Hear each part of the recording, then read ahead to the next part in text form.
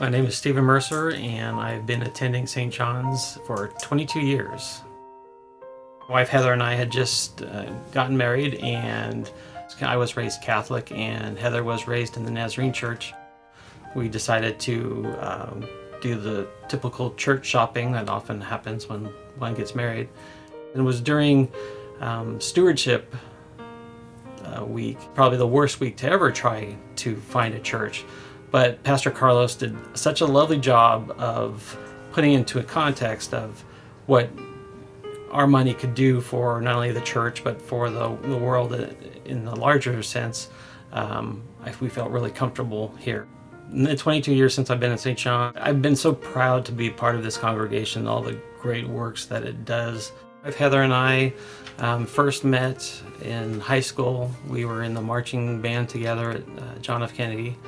And we were just friends at the time. And after college, we both moved back to Sacramento and started hanging out together, and our relationship blossomed, and we fell in love and got married.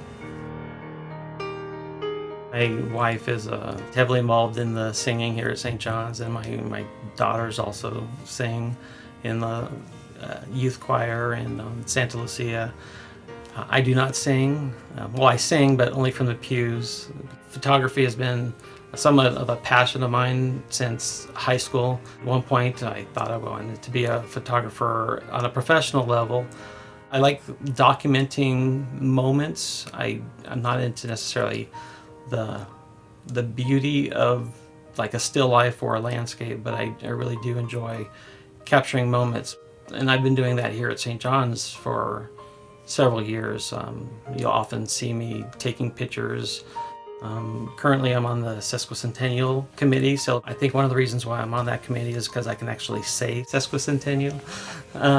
It's been a joy to get together with some very accomplished people to celebrate this church and celebrate its role in the community.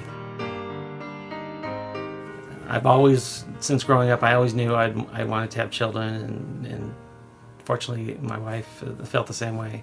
It's been interesting trying to balance, providing them support and protection, yet also letting them fail if that happens. You don't want to pave the way for them, because eventually they are going to have to go in the world and face some tough realities, and you want them to be prepared for that as well.